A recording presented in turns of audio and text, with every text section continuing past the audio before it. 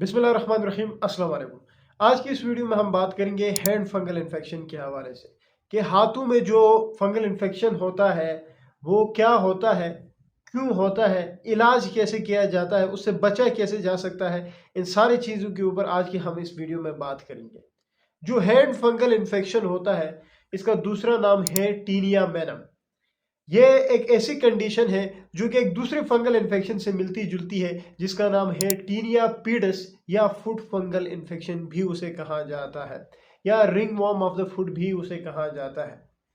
ये उस कंडीशन से क्यों मिलती है, यानी ये जो हाथों का जो फंगल इन्फेक्शन है ये टीनिया पीडस से क्यों मिलती है, पाँव के फंगल इन्फेक्शन से क्यों मिलती जुलती है, तो उसकी वजह यह है कि इन दोनों कंडीशंस में जो फंगस होता है, जो वजह बनती है, जो फंजाई इसमें इन्वॉल्व होती है वो सेम है और दोनों की प्रिवेंशन भी सेम है, दोनों का इलाज भी एक जैसा है। लेकिन हमें डिफरेंटली इन दोनों को समझना पड़ेगा क्योंकि टीनिया पीडस पे हमने पहले बात की है कि वो क्यों होता है, वजह क्या है, इलाज कैसे किया जाता है, कॉम्प्लिकेशंस क्या क्या हो सकती है, प्रिवेंशन क्या कुछ है, उन सारी चीज़ों के ऊपर हमने बात की है। आज की इस वीडियो में हम टीनिया मैनम पे बात करेंगे क्योंकि ये दोनों कंडीशन एक दूसरे के साथ मिलती जुलती है। टीनिया मैनम का दूसरा नाम है हैंड फंगल इन्फेक्शन। टीनिया मैनम जो है ये भी एक फंजाई की वजह से होता है और उस फंजाई का नाम है ट्राइकोफाइटान रूब्रम, या इसको सिंपली ट्राइकोफाइटान के नाम से याद कर सकते हो। मैंने टीनिया पीडिस वाले वीडियो में कहा था कि इसके पीछे तीन फंजाई की स्पीशीज होती है। ट्राइकोफाइटान होता है, इपिडर्मोफाइटान होता है और माइक्रोस्पोरम होता है। ये तीन फंजाइज थी जो कि टीनिया पीडिस करती थी, यानी पाँव वाले जो फंगल इन्फेक्शन है वो करती थी, एथिलीड फूड कर रही थी।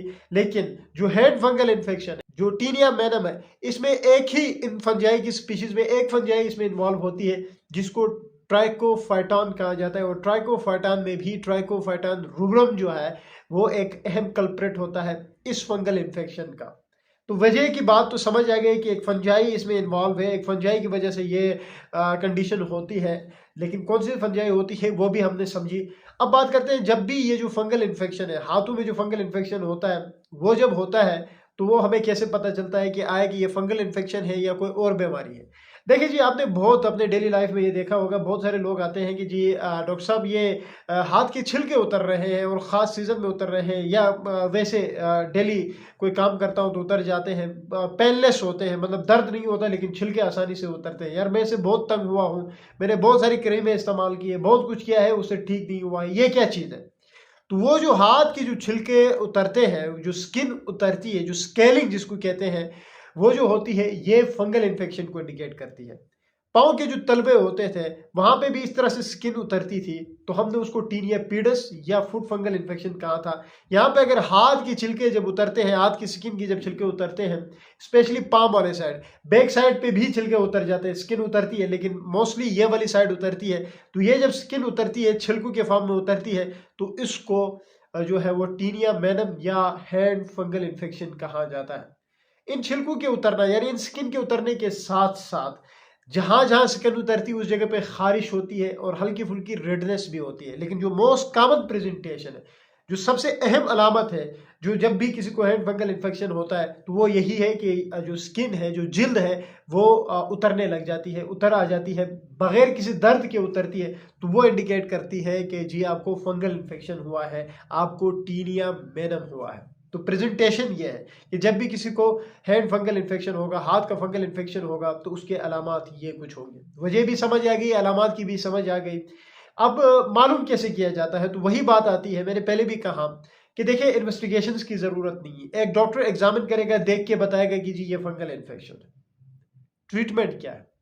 ट्रीटमेंट की जब हम बात करते हैं, क्योंकि इसकी वजह जो है वो एक फंगल है, एक फंगस है, तो जाहिर सी बात है हम इसको ट्रीट करेंगे एंटी फंगल से, यानी जो एंटी फंगल की क्रीमें होती है उससे हम इसको ट्रीट करेंगे। अब एंटी फंगल की क्रीमें कौन कौन सी होती है, कितने अरसे के लिए इस्तेमाल करनी चाहिए, ये समझना ज़रूरी है। उसके बाद हम उस पर भी बात करेंगे कि जी सिर्फ क्रीमों से ये ठीक होती है कि नहीं होती है, वो भी समझना ज़रूरी है।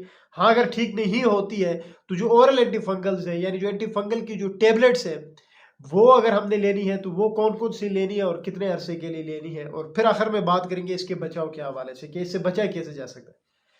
ट्रीटमेंट को समझने से पहले यह समझना जरूरी है कि ये जो फंगल इन्फेक्शन जितने भी होते हैं, बारहा मैंने वीडियोस में बताया कि फंगल इन्फेक्शन में रिकरेंस रेट बहुत ज़्यादा होता है और टाइम टेकिंग प्रोसेस है, लंबे अरसे तक ये इन्फेक्शन चलता रहता है, जल्दी ठीक नहीं होता। तो इन दो चीज़ों का आपने बड़ा ख्याल रखना है। एक तो रिकरेंस से बचने के लिए बड़ा ज़रूरी है, रिकरेंस क्यों इसकी इतनी ज़्यादा होती है तो उसमें भी हम बात करेंगे।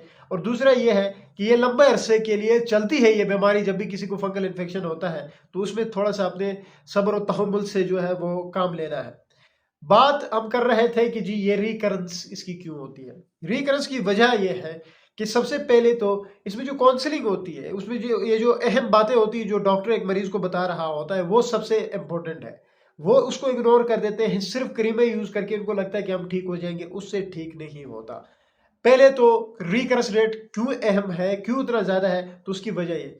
दूसरी है ड्रग पोर कंप्लायंस, कि आप जो दवाई है जो डॉक्टर ने बताई कि जी इतने अरसे के लिए इस दवाई का इस्तेमाल करना है, ऐसे इस्तेमाल करना है, उस हिसाब से आप इस्तेमाल नहीं कर, इस वजह से इसका रिकरेंस रेट बहुत ज़्यादा है। तीसरी वजह यह है कि जो इसकी प्रिवेंटिव मेजर्स है, इससे बचाव कैसे हासिल करना है, वो जो अहम चीज़ें हैं उसको हम फॉलो नहीं करते हैं, जिसकी वजह से ये इन्फेक्शन बार बार होता है। अच्छा, ट्रीटमेंट एंटी फंगल क्रीमों में बहुत सारे हैं। क्लोट्रामाजोल की क्रीम आती है जो कि क्लोट्रिम के नाम से आती है, वो आप इस्तेमाल कर सकते हैं। इसी तरह फ्लूकोनाजोल की क्रीमें आती है जो कि ट्रेवोकॉर्ड के नाम से आती है, वो आप इस्तेमाल कर सकते हैं। इसी तरह कीटोकोनाजोल की क्रीमें आती है जो कि कोरेज नाम से आती है, वो आप इस्तेमाल कर सकते हैं। इसी तरह टर्बिनाफिन की क्रीमें आती है जो कि टर्बिसिल के नाम से आती है, वो आप इस्तेमाल कर सकते हैं। ये कुछ एक एंटी फंगल क्रीमें हैं जो कि मार्केट में इजीली अवेलेबल है, उनका आप इस्तेमाल कर सकते हैं। याद रहे इन सारे क्रीमों का आपने इस्तेमाल नहीं करना है। अब कौन सी क्रीम इस्तेमाल करनी है और कितने ऐसे करनी है वो आपके डॉक्टर बताएगा। जब आप एक डॉक्टर को अपना चेकअप कराएंगे, वो देख के कहेगा कि ये फंगल इन्फेक्शन है, तो उस हिसाब से वो फिर कौन सी क्रीम देनी है और कितने अरसे के लिए देनी है, वो आपने उस डॉक्टर के मुताबिक, उसके हिदायत के मुताबिक आपने उसको यूज़ करना है। हाँ, अमूमन हम इन्हीं क्रीमों को, इनमें से कोई भी एक क्रीम जब हम देते हैं पेशेंट्स को, तो हमको उनको 2 हफ्तों पे फॉलो पे बुलाते हैं कि 2 हफ्ते बाद आप आ जाए। तो 2 हफ्ते बाद हम उसकी कंडीशन देखते हैं कि आएगी इन क्रीम को एक्सटेंड करना चाहिए या नहीं करना चाहिए, यानी मजीद इस्तेमाल करना चाहिए या नहीं करना चाहिए। Up to 6 weeks, 4 to 6 weeks तक हम इन क्रीमों का इस्तेमाल कर सकते हैं, ये पॉसिबल है।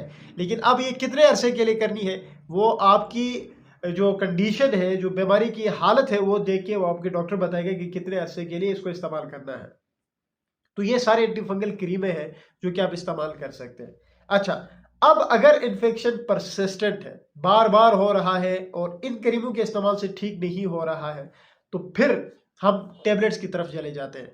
टेबलेट से पहले हम कम्बिनेशन में क्रीमें आती है, जैसे कि ये जो क्रीम है, जितनी भी मैंने एंटीफंगल्स के नाम बताए, एंटीफंगल के साथ स्टेरॉइड्स की क्रीमें आती है, वो भी बड़ा अच्छा काम करती है। जैसे कि एक बड़ा अच्छा ब्रांड है हाइड्रोजोल नाम का, उसमें हाइड्रोकार्टिसोन होता है और क्लोट्रामाजोल होता है। अगर ऊपर जितनी भी मैंने आप लोगों को क्रीमें बताई है पहले इस वीडियो में, अगर वो काम नहीं करती, फिर हम इस क्रीम की तरफ चले जाते हैं, कम्बिनेशन की तरफ।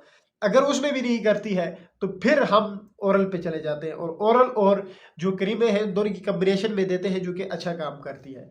अब ओरल में भी बहुत सारे, ओरल में टर्बिनाफिन की टेबलेट्स आती है, टर्बेसिल के नाम से आती है, वो आप इस्तेमाल कर सकते हो। इट्राकोनाजोल की टेबलेट्स आती है जो कि आकन के नाम से आती है, वो इस्तेमाल कर सकते हो।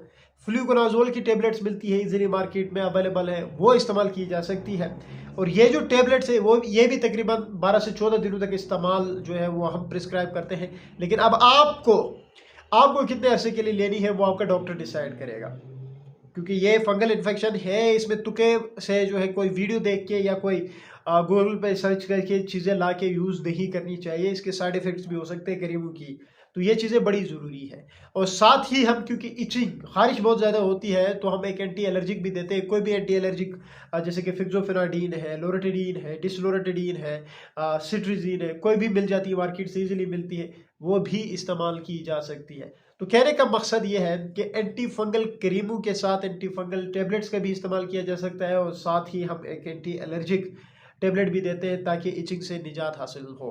प्रिवेंशन क्या है? अपने हाथों के सफाई का आपने ख्याल रखना है। जब भी आप यूज़ करते हैं, इनको गीला करते हैं, तो अच्छी तरह उसको बाद में ड्राई भी करना है, क्योंकि ये इन्फेक्शन जो है वो वार्म और मॉइस्ट एरिया को बड़ा पसंद कर रहा होता है, ये जो फंगस है, तो इसलिए ये फिर दोबारा हो सकता है। तो अपने हाथों की हाइजीन का ख्याल रखना है, जब भी आप धोते हैं तो उसके बाद अपने उस हाथों को जो है वो ड्राई रखना है, क्लीन रखना है। इससे ये इन्फेक्शन बार बार होने के खदशात कम हो जाते हैं। तो ये सारी बातें थी हैंड फंगल इन्फेक्शन के हवाले से, जिसको टीनिया वेनम भी कहा जाता है। उम्मीद है वीडियो आप लोगों को अच्छी लगेगी। Thank you.